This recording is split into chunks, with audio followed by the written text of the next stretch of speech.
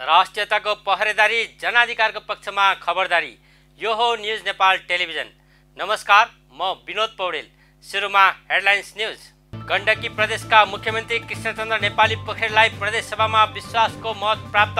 मुख्यमन्त्री नेपालीको पक्षमा 31 र विपक्षमा 27 मत प्राप्त भएको सभामुख नेत्रनाथ अधिकारीद्वारा घोषणा। भाद्र 16 गतेदेखि 19 गतेसम्म नेपाली काङ्ग्रेसले पार्टीको 14औं महाधिवेशन आयोजना गर्ने। कोरोना कहरको बेलामा महाधिवेशन सम्पन्न गर्न विभिन्न विधिहरूको विषयमा छलफल भइरहेको काङ्ग्रेस नेता महतद्वारा जानकारी। सरकारको विभिन्न निकायमा नेतृत्व दिनुपर्ने सचिव पद नियुक्तिमा समस्या। लोकसेवा आयोगमा पदाधिकारी नियुक्तिमा भएको ढिलाइले धेरै सरकारी निकाय सचिवविहीन बन्दै। भू उपयोग नीतिलाई कडाइका साथ लागू गरेर खेतीयोग्य जमिन सहरीकरण हुनबाट रोक्नुपर्ने कृषि तथा पशुपन्छी विकास मन्त्री ज्वालाकुमारी शाहको भनाइ। बेरोजगार युवाहरूलाई विदेश जानबाट रोक्नका लागि कृषिमा क्रान्ति ल्याउनुपर्ने धारणा। इरानका पूर्व राष्ट्रपति मोहम्मद अहमदिनेजादद्वारा निर्वाचनमा मतदान नगर्ने घोषणा। जनताहरूको एक प्रमुख हिस्सा निर्वाचन प्रक्रियाबाट छुटिरहेको आरोप। र आइसिसी विश्वकप लिग 2 अन्तर्गत नेपाल, स्कटल्यान्ड र नामिबिया बीचको खेल जुलाई तेस्रो साता स्पेनमा हुने। त्रिकोणात्मक ओडिआई सिरिजको लागि सोमबारदेखि टियु मैदानमा बन्द प्रशिक्षण सुरु हुँदै।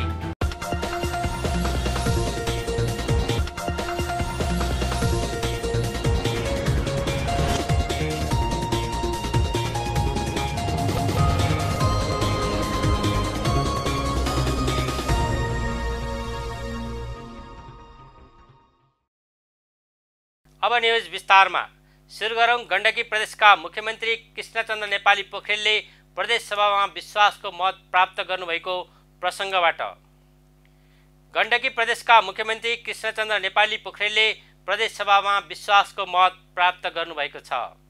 शुक्रबार मुख्यमन्त्री नेपालीले आफूलाई विश्वासको मत दियोस् भनेर सभा समक्ष राख्नु भएको प्रस्ताव निर्णायक प्रस्तुत हुँदा प्रस्तावको पक्षमा 31 र विपक्षमा 27 मत प्राप्त भएको सभामुख नेत्रनाथ अधिकारीले सभामा घोषणा गर्नुभएको छ।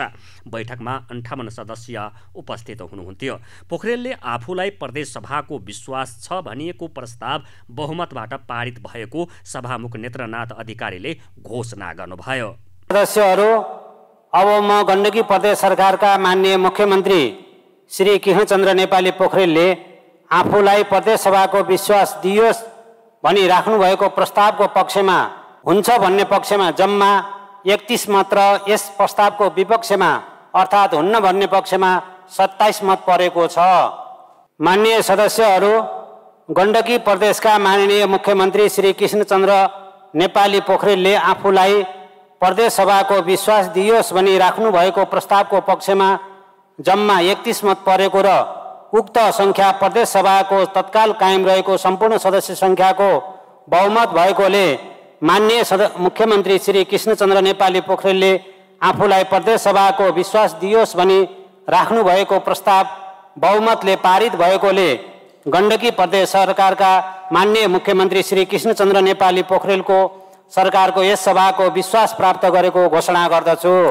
मुख्यमन्त्रीलाई उहाँको दल नेपाली काङ्ग्रेसका 15, नेकपा माओवादी केन्द्रका 11, जनता समाजवादी पार्टी र राष्ट्रिय जनमोर्चा 2 प्रदेश सभा सदस्य तथा स्वतन्त्र सदस्य राजीव गुरुङले समर्थन गर्नुभएको थियो। प्रतिपक्षी दल नेपाल कम्युनिस्ट पार्टी एमालेका 27 प्रदेश सभा सदस्यले विश्वासको मतको विपक्षमा मतदान गर्नुभएको थियो। गत जेठ 29 गते संविधानको धारा 168 को उपधारा 5 बमोजिम मुख्यमन्त्रीमा नियुक्त हुनुभएका नेपालीले 1 महिनाभित्र सदनबाट विश्वासको मत लिनुपर्ने संवैधानिक व्यवस्था अनुसार शुक्रबार मत लिनुभएको हो।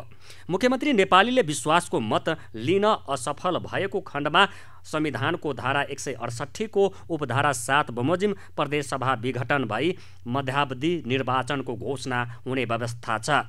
मुख्यमन्त्रीमा शपथ लिँदा उहाँले काङ्ग्रेस, माओवादी, जसपा र स्वतन्त्र गरी 4 मन्त्री नियुक्त गर्नु भए पनि उहाँहरूको कार्यविभाजन बाँकी रहेको छ। नेपाली काङ्ग्रेसले 14औं महाधिवेशन भाद्र 16 गतेदेखि 19 गतेसम्म गर्ने निर्णय गरेको छ। शुक्रबार बसेको काङ्ग्रेस केन्द्रीय समिति बैठकले पार्टीको केन्द्रीय महाधिवेशन भाद्र 16 गतेदेखि 19 गतेसम्म गर्ने निर्णय गरेको हो। काङ्ग्रेसले साउन 12 गते गाउँ तथा नगर वडाको अधिवेशन, साउन 16 गते गाउँपालिका नगरपालिकाको अधिवेशन तथा साउन 20 गते क्षेत्रीय अधिवेशन गर्ने जनाएको छ। त्यसैगरी एकमात्र प्रतिनिधि सभा निर्वाचन क्षेत्र भएको जिल्लामा साउन 23 गते तथा एकभन्दा बढी निर्वाचन क्षेत्र भएको जिल्लामा साउन 26 गते अधिवेशन गर्ने निर्णय गरेको छ। त्यस्तै प्रदेश अधिवेशन भाद्र 1 र 2 गते गरिने निर्णय गरिएको पनि नेपाली काङ्ग्रेसका नेता प्रकाश शरण महतले जानकारी दिनुभयो। हिजो हामीले एउटा प्रस्ताव हाम्रो महाधिवेशन सम्बन्धमा थियो, त्यो सम्बन्धी प्रस्ताव आज पारित भएको छ। महाधिवेशन हिजो प्रस्ताव भए बमोजिम श्रावण 12 गतेबाट सुरु हुने गाउँ नगरवडा अधिवेशन, गाउँ नगरपालिका अधिवेशन श्रावण 16 गते हुने, प्रदेश सभा क्षेत्रीय अधिवेशन श्रावण 20 गते, त्यस्तै गरेर प्रतिनिधि सभा क्षेत्रीय अधिवेशन एकमात्र प्रतिनिधि सभा निर्वाचन क्षेत्र भएको जिल्लामा 23 गते, एकभन्दा बढी निर्वाचन क्षेत्र भएको जिल्ला अधिवेशन 26 गते, प्रदेश अधिवेशन श्रावण 1 र 2 गते र केन्द्रीय महाधिवेशन भाद्र 16, 17, 18, 19 गते गर्ने गरेर हिजो प्रस्ताव भए बमोजिम नै निर्णय आज केन्द्रीय समितिले गरेको छ। नेपाली काङ्ग्रेसले वर्तमान प्रधानमन्त्री केपी शर्मा ओली विरुद्धको मोर्चामा सहभागी हुन चाहने व्यक्ति र राजनीतिक दललाई समेटेर एकताबद्ध रूपमा अगाडि बढ्ने निर्णय पनि गरेको छ। अब यो माधवजीको घटकसहित र उहाँहरूको समर्थनमा फेरि हामी सशरीर उपस्थित भएर हस्ताक्षरसहित प्रमाणसहित सर्वोच्च अदालतमा हामीले यो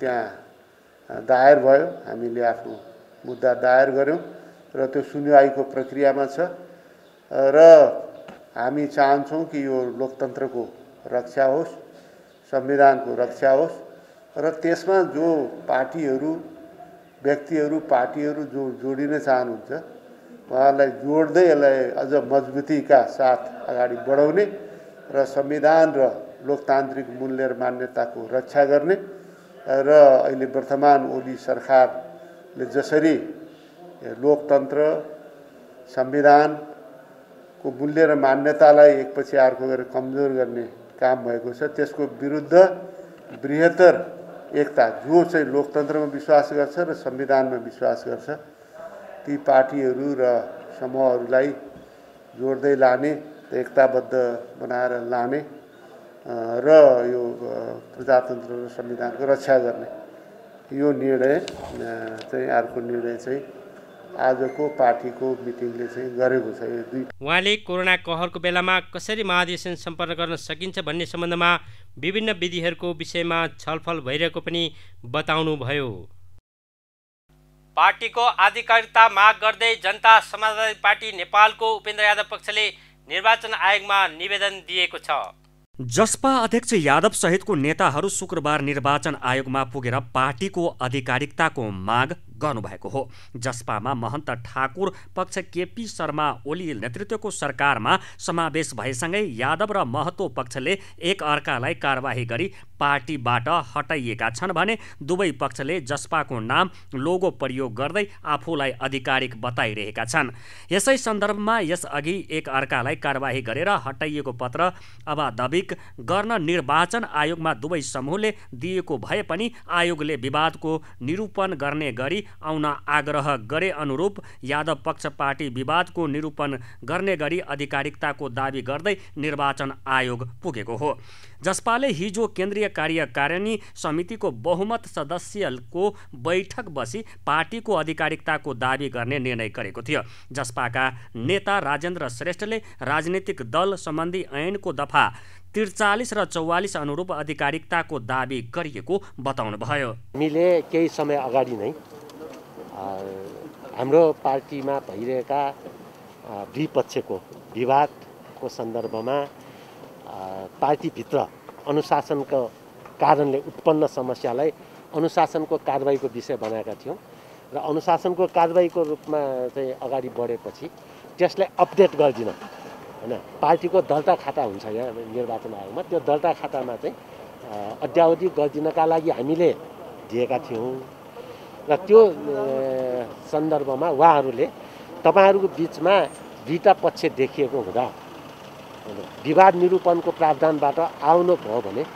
हामीलाई सजिलो हुन्छ भनेर उहाँहरूले भनिसकेपछि हामीले अहिले चाहिँ यो विवाद निरूपणको प्रावधान अनुसार राजनीतिक दल सम्बन्धी ऐनको दफा 43 र 44 त्यस अनुरूप चाहिँ आधिकारिकता क्लेम गरेर चाहिँ आज दिएका छौँ र वास्तवमा चाहिँ हामीले त्यो जुन निर्णय चाहिँ निर्वाचन आयोगबाट पायौँ दोस्रो पत्र जुन पायौँ त्यो आउँदाखेरि हामीलाई अलिकति अप्रत्याशित पनि लागेको थियो हैन अलिकति आश्चर्यजनक पनि लागेको थियो किन अप्रत्याशित र आश्चर्यजनक लाग्यो भने सुरुमा हामीले जुन निवेदन यहाँ दर्ता गराएका थियौँ नि त्यसमा चाहिँ उहाँहरूले के प्रतिक्रिया दिनुभएको थियो भने तपाईँहरूको निवेदन चाहिँ आयो यसमा यो कुराहरू अपुग छ भनेर अपुग चाहिँ उहाँहरूले माग गर्नुभयो हामीसँग निर्वाचन आयोगले यसलाई नियमन कानुन अनुसार छिटोभन्दा छिटो प्रक्रिया प्रारम्भ गर्ने प्रतिक्रिया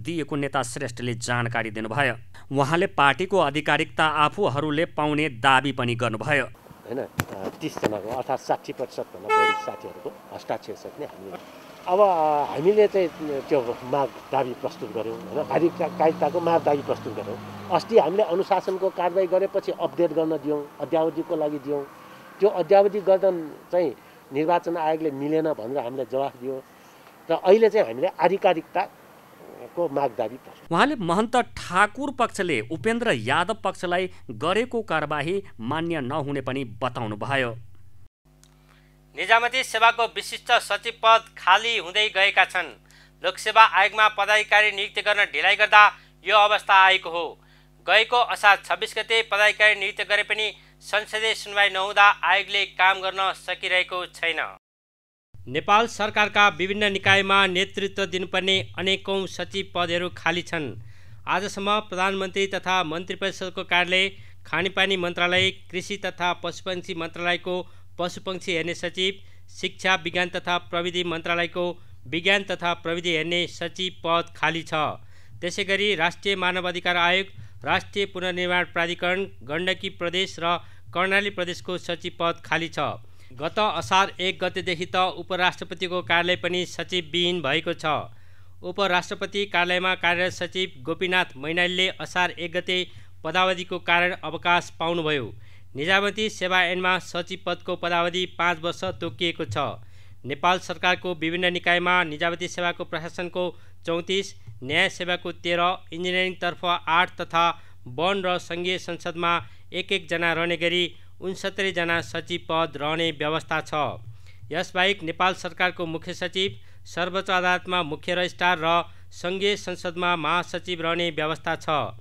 मन्त्रालय तथा अन्य सरकारी निकायमा नेतृत्व दिनुपर्ने सचिव पद खाली हुँदा कार्यालयको काम र बढुवा हुन योग्य भएका सहसचिवहरूको वृत्ति विकास र पदोन्नतिमा सिधा असर परेको छ यसरी लामो समय मन्त्रालय र निकायहरू खाली हुँदा ती निकायको काम र प्रभावकारितामा सिधा असर पर्ने लोकसेवा आयोगका पूर्व अध्यक्ष उमेश मैनालीले बताउनुभयो सचिव पद खाली हुँदा त्यो निकाय काम चलाउमा परिणत हुने अवस्था आउने पूर्व अध्यक्ष मैनालीले बताउनुभयो यस्तो अवस्थामा मन्त्री स्वयंले समेत काम गर्न नसक्ने अवस्था आउने अध्यक्ष मैनालीको तर्क छ सचिव भन्ने पद यो प्रशासनिक नेतृत्व मन्त्रालयको नेतृत्व दिने पद हो र अर्को कुरो यो मन्त्रीको सल्लाहकार मुख्य सल्लाहकार पनि प्रशासनिक सल्लाहकार त्यसो भएको हुनाले यो दुईटा पद लामो समयसम्म रिक्त राख्नुको मतलब त्यो मन्त्रालयका काम कारबाहीहरू काम चलाउ दैनिक प्रशासन बाहेक अरू किसिमका कामहरू रोकिन जान्छन् त्यसैले गर्दाखेरि यी पदहरू खाली राखिनुहुन्न हुन त त्यहाँ सिनियर व्यक्तिहरूले निमित्त चला हुन्छ निमित्त कार्यवाहक भनेको त्यो शब्दले नै यहाँले अर्थ लाउन सक्नुहुन्छ त्यो काम चलाऊ त्यसैले गर्दाखेरि मन्त्रालयको दैनिक काम नै ठप्प नहोस् भनेर एउटा प्रबन्ध निमित्तहरूले चलाउने बेग्लै कुरा हो आफैले जिम्मेवारी लिएर यो मेरो पदको जिम्मेवारी हो, रेस्पोन्सिबिलिटी फिल गर्ने र त्यसलाई मन्त्रालयलाई नयाँ किसिमले ड्राइभ गर्ने आफ्नो र मन्त्रीज्यूहरूलाई सही परामर्श दिने काम चाहिँ अभाव हुन जान्छ यो सचिवको पद पूर्ति नहुँदा। यता लोकसेवा आयोगमा पदाधिकारी नियुक्त गरे पनि काम हुन सकेको छैन। गएको वैशाख 26 गते लोकसेवा आयोगमा पदाधिकारी नियुक्त गरिएको थियो। यसरी नियुक्त पदाधिकारीको संसदीय सुनवाई नहुँदा काम गर्न सकेका छैनन्। कर्मचारीहरूको बढुवा प्रक्रियामा लोकसेवा आयोगको परामर्श चाहिने हुन्छ, तर आयोग नै पदाधिकारी विहीन जस्तो छ। नियुक्त भएका पदाधिकारीको 45 दिन असार 10 गते पुग्दैछ भने नियुक्ति बदल गर्न माग गर्दै सर्वोच्चमा रिट परेको छ। नियुक्त भएको 45 दिनभित्र संसदीय सुनवाई नभई स्वत नियुक्त हुने व्यवस्था छ। लोकसेवा आयोगमा पदाधिकारीले काम गर्न नपाउन्जेल सबै बढुवा प्रक्रिया रोकिनेछ। यस्तो अवस्थामा सरकारले बढुवाको लागि योग्य भएका र अगाडि रहेका मध्येबाट एकजनालाई कायम मुकायम दिएर तत्कालको गाँठो फुकाउन सकिने पूर्व अध्यक्ष मैनालीले सुझाव दिनुभयो। वास्तवमा के गर्नुपर्छ भने लोकसेवा आयोगको अध्यक्ष र त्यहाँको पदाधिकारीहरू नभएको बेला बढुवा समिति बस्दैन, बढुवा समितिको सिफारिस बेगर पदोन्नति गर्न मिल्दैन। त्यसो भएको हुनाले अब नेपाल सरकारले के गर्नुपर्ने हुन्छ त भने त्यो मुख्य सचिवलाई थाहा छ को व्यक्तिहरूको कार्य सम्पादनको स्तर मूल्याङ्कन कस्तो छ र को सिनियर हुनुहुन्छ, तिनीहरू मध्येबाट कार्यभाग दिनुपर्ने हुन्छ। कायम मुकायम, कार्यभाग नभनौँ, हाम्रो कायम मुकायम भन्छ निजामती सेवा ऐनले। कायम मुकायम दियो भने तिनै व्यक्तिहरू भोलि प्रमोसन हुने प्रबल सम्भावना हुन्छ, किनभने त्यो मूल्याङ्कनमा पनि माथि भएको र सिनियरिटी मूल्याङ्कनमा पनि पूर्णाङ्क प्राप्त गरेको र सिनियर व्यक्तिहरूलाई कायम मुकायम दियो भने 6 महिनासम्म कायम मुकायम दिन पाइहालिन्छ र त्यो बेलासम्म पदोन्नति भइसक्छ। त्यसैले गर्दा त्यो एउटा अवस्था छ भने अर्को कुरो चाहिँ जहाँसम्म यहाँले अघि सङ्केत गर्नुभयो, अन्यथा भएन भने उहाँहरूले 10-11 तारिक गते नियुक्ति लिनु होला। अन्यथा अदालतले गरिदियो भने यो झन् अन्यल झन् बढ्दै जाने अवस्था रहन्छ। त्यसो भएको हुनाले केही वैकल्पिक व्यवस्था गर्नुपर्ने हुन्छ। त्यो गर्ने भनेको कायम मुकायम मुक्त गर्ने हो। नेपाल सरकारको विभिन्न निकायको प्रशासनिक नेतृत्व दिने पद खाली हुँदा खाली भएको निकायको मात्र नभएर सरकारको प्रभावकारितामा समेत असर पर्ने हुन्छ। यस वर्ष मनसुनको सुरुवातमै हिमाली क्षेत्रमा पहिरो र बेसी क्षेत्रमा बाढीले वितण्डा मचाएको छ। चुरे क्षेत्रमा पहिरो र तराई क्षेत्रमा बाढीको समस्या नेपालले पहिलेदेखि नै झेल्दै आएको हो। नेपालको भौगोलिक अवस्था र ढुङ्गा माटोको जथाभावी उत्खनन नै पहिरो तथा बाढीको मुख्य कारण हो। प्रस्तुत छ यस सन्दर्भमा हाम्रा सहकर्मी बिन्दुकान्त घिमिरेको रिपोर्ट। हाम्रो देशमा वर्षभरिका 12 महिनामध्ये 90% पानी असारदेखि असोजभित्र पर्छ, जसलाई मनसुनी वर्षा भन्ने गरिन्छ। गर्मीको समयमा हिन्द महासागरको पानी बाफमा परिणत भई आकाश मार्गबाट उत्तरतर्फ प्रवाह हुन्छ। पानीको बाफ हिमालय पर्वत श्रृङ्खलामा ठोकिएपछि चिसोको कारण पानीमा परिणत हुन्छ। यो चक्रलाई वैज्ञानिकहरूले आकाशे नहर भन्ने गरेका छन्।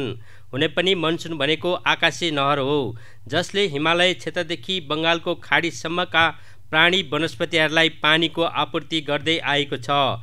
यस क्षेत्रको प्राण मनसुनीले धान्दै आएको छ। वर्षको 4 महिना हुने मनसुनी वर्षाले बाँकी 8 महिनाका लागि समेत पानीको आपूर्ति गर्दै आएको छ। विश्वमै सबैभन्दा बढी जनघनत्व भएको ठाउँ बङ्गालको खाडी आसपासको क्षेत्र हो। मनसुन नहुँदो हो त बङ्गालको खाडी आसपासका क्षेत्रमा यति बाक्लो बसोबास सम्भव थिएन। प्राकृतिक वरदानका रूपमा रहेको मनसुनले पछिल्ला दिनहरूमा विपत्ति निम्त्याउन थालेको छ। यो विपत्तिको दोष मनसुनको हो कि मानवीय क्रियाकलापहरू हुन् भन्नेतर्फ सचेतना फैलाउने प्रयास नभएका होइनन्। तर प्रकृतिमाथि हरेक वर्ष मानवीय हस्तक्षेप बढिरहेको छ। हाम्रो मुलुकको भौगोलिक अवस्था 4 प्रकारको छ। सबैभन्दा दक्षिणमा तराई क्षेत्र छ, जसलाई गङ्गाले बनाएको मैदान भनिन्छ। हिमाली क्षेत्रको माटो मनसुनी बाढीले बगाएर गङ्गा नदीमा जम्मा गर्ने क्रममा तराई क्षेत्रको निर्माण भएको हो। तराईभन्दा माथि चुरे पहाड छ। चुरे क्षेत्र मनसुनी वर्षाले हिमाली क्षेत्रको गेग्रान बगाएर ल्याउने क्रममा निर्माण भएको पहाड हो। चुरेभन्दा माथि भित्री मधेस छ। भित्री मधेसभन्दा माथि महाभारत पर्वत श्रृङ्खला छ।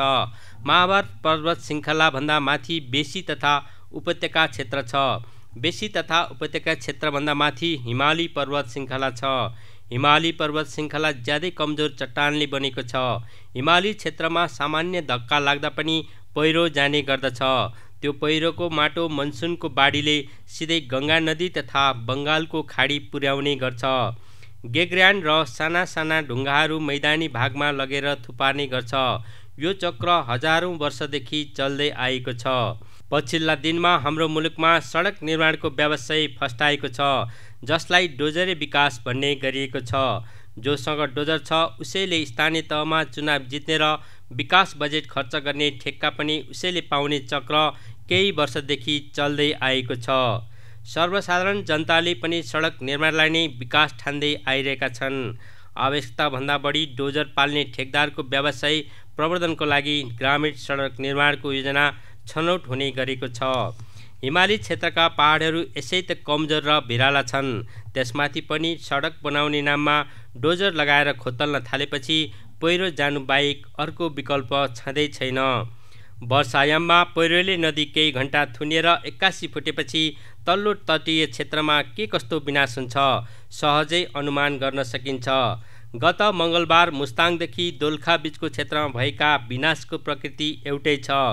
खोतलिएका पहाडहरूमा वर्षाको पानीले पहिरो गयो, पहिरोले नदी थुन्यो।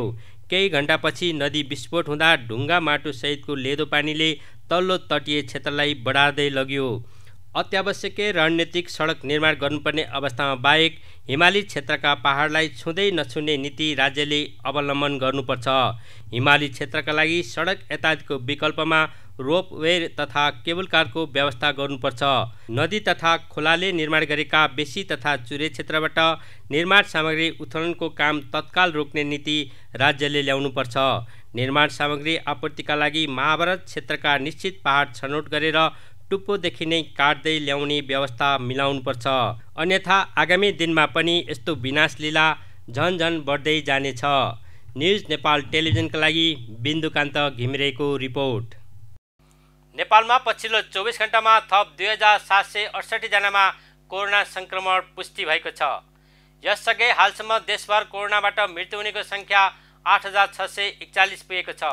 यस्तै गत 24 घण्टामा 4020 जना कोरोना संक्रमित डिस्चार्ज भएका छन् भने देशभर 59624 सक्रिय संक्रमित रहेका छन्। शुक्रबार देशभर थप 44 जना संक्रमितको मृत्यु भएको छ। गत 24 घण्टामा 7569 PCR तथा 5468 एन्टिजेन परीक्षण भएको छ। अब पालो बिजनेस न्युजको।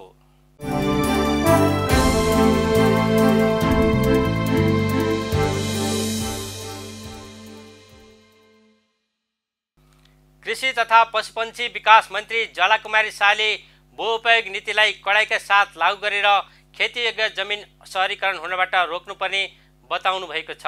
शुक्रबार कृषि विभाग र नेपाल कृषि महासंघले संयुक्त रूपमा आयोजना गरेको समृद्ध नेपालका लागि कृषिको आधुनिकीकरण विषय अन्तर्क्रियामा बोल्दै कृषि मन्त्री शाहले कृषक र कृषिकै हितको निम्ति भू उपयोग नीति ल्याइएको भन्दै यसलाई कडाइका साथ कार्यान्वयन गरेर अघि बढ्नुपर्ने बताउनु भएको हो। उहाँले कृषिको सबै थोकमा छिट्टै आत्मनिर्भर हुनुपर्ने पनि बताउनुभयो। भू उपयोग नीति लागू गर्दा खेती योग्य भूमि सहरीकरण हुन रोकिने बताउनुभयो। मन्त्री शाहले किसानलाई सूचीकृत गरी राज्यको तर्फबाट दिनुपर्ने सेवा सुविधा दिन मन्त्रालय चिन्तित रहेको पनि बताउनुभयो। र विशेष गरी हामीले कृषिमा कस्तो खालको आधुनिकीकरण ल्याउने हो र हाम्रो किसानहरूको सूचीकृत हामी कहिलेसम्म गर्ने र कहिलेसम्म एउटा व्यवहार त एउटा जुन खालको राज्यको तर्फबाट सुविधा पाउनुपर्ने त्यो कहिलेसम्म हामीले गर्न मिलाउन सक्ने हो, त्यो हामी आफै सबैजना हामी आयोजकको टिमबाट हामी सबैजना चिन्तित छौँ र हामी सबैजना एउटा मिहिनेतको साथ अगाडि बढिरहेको अवस्था छ। तर यो सन्दर्भमा चुनौती पनि हामी अवसर सँगसँगै पनि चुनौती पनि उत्तिकै छ।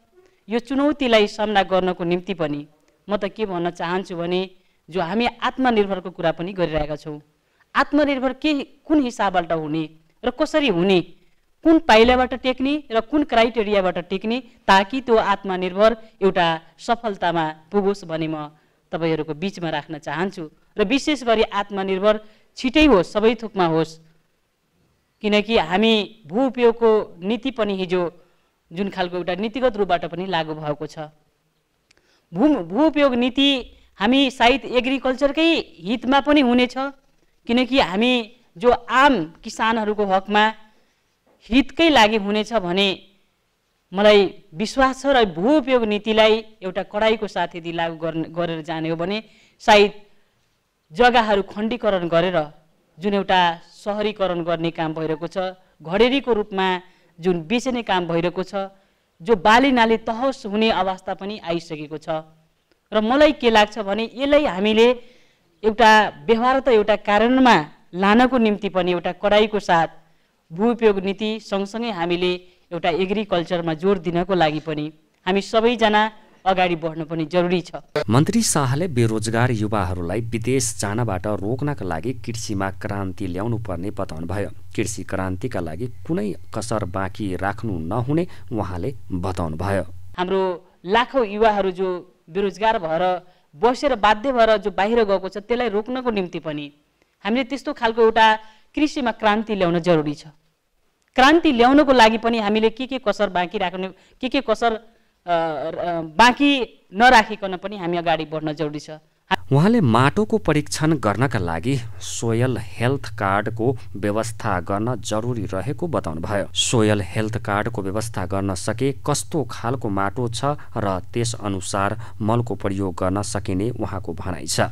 मन्त्री शाहले कृषि मन्त्रालयले दीर्घकालीन योजना बनाएर अघि बढ्नुपर्नेमा जोड दिनुभयो। पालो इन्टरनेसनल न्युजको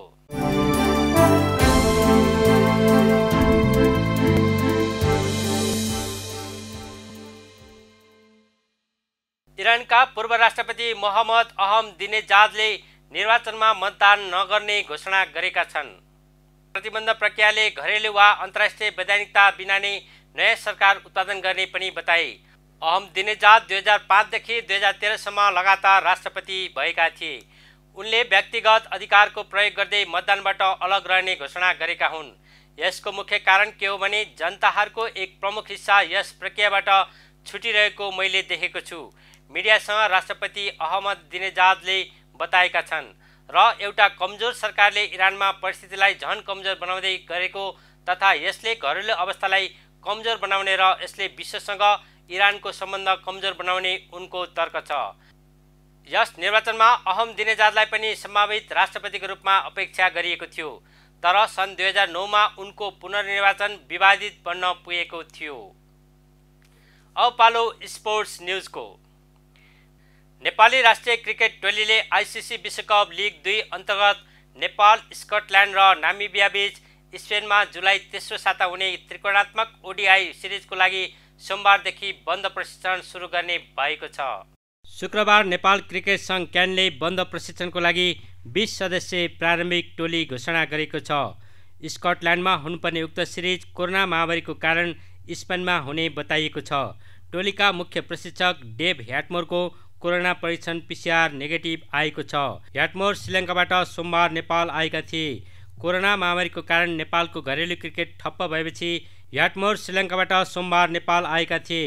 कोरोना महामारीको कारण नेपालको घरेलु क्रिकेट ठप्प भएपछि ह्याटमोर वैशाख तेस्रो साता श्रीलङ्का फर्किएका थिए। 4 दिनको क्वारेन्टाइनमा बसेका ह्याटमोरको PCR नेगेटिभ आएको छ। क्यानका म्यानेजर विनोद दासका अनुसार शनिबार बन्द प्रशिक्षणमा बोलाएका खेलाडीको PCR परीक्षण हुनेछ। सोमबारबाट टियु मैदानमा प्रशिक्षण सुरु हुनेछ। स्पेन भ्रमण अघि नेपालको योजना विदेशमा गएर प्रशिक्षण गर्नुको साथै अभ्यास खेल खेल्ने भए पनि कोरोनाको कारण क्वारेन्टाइनमा बस्नुपर्ने हुँदा कुनै पनि टोलीले नमानेको दास बताउँछन्। क्यानले विदेशमा प्रशिक्षणको लागि निरन्तर प्रयास गरिरहेको छ। यदि नेपालले कुनै टोलीसँग पनि अभ्यास खेल्ने वातावरण मिलेन भने स्पेनमा चाँडै गएर तयारी गर्ने क्यानले जनाएको छ। हामी न्युज बुलेटिनको अन्त्यमा आइपुगेका छौँ। जाँदा जाँदै हेडलाइन्स न्युज पुनः एक पटक। गण्डकी प्रदेशका मुख्यमन्त्री कृष्णचन्द्र नेपाली पोखरेललाई प्रदेश सभामा विश्वासको मत प्राप्त। मुख्यमन्त्री नेपालीको पक्षमा 31 र विपक्षमा 27 मत प्राप्त भएको सभामुख नेत्रनाथ अधिकारीद्वारा घोषणा। भाद्र 16 गतेदेखि 19 गतेसम्म नेपाली काङ्ग्रेसले पार्टीको 14औं महाधिवेशन आयोजना गर्ने। कोरोना कहरको बेलामा महाधिवेशन सम्पन्न गर्न विभिन्न विधिहरूको विषयमा छलफल भइरहेको काङ्ग्रेस नेता महतद्वारा जानकारी। सरकारको विभिन्न निकायमा नेतृत्व दिनुपर्ने सचिव पद नियुक्तिमा समस्या। लोकसेवा आयोगमा पदाधिकारी नियुक्तिमा भएको ढिलाइले धेरै सरकारी निकाय सचिवविहीन बन्दै। भू उपयोग नीतिलाई कडाइका साथ लागू गरेर खेतीयोग्य जमिन सहरीकरण हुनबाट रोक्नुपर्ने कृषि तथा पशुपन्छी विकास मन्त्री ज्वालाकुमारी शाहको भनाइ। बेरोजगार युवाहरूलाई विदेश जानबाट रोक्नका लागि कृषिमा क्रान्ति ल्याउनुपर्ने धारणा। इरानका पूर्व राष्ट्रपति मोहम्मद अहमदिनेजादद्वारा निर्वाचनमा मतदान नगर्ने घोषणा। जनताहरूको एक प्रमुख हिस्सा निर्वाचन प्रक्रियाबाट छुटिरहेको आरोप। र आइसिसी विश्वकप लिग 2 अन्तर्गत नेपाल, स्कटल्यान्ड र नामिबिया बीचको खेल जुलाई तेस्रो साता स्पेनमा हुने। त्रिकोणात्मक ओडिआई सिरिजको लागि सोमबारदेखि टियु मैदानमा द्वन्द प्रशिक्षण सुरु हुँदै।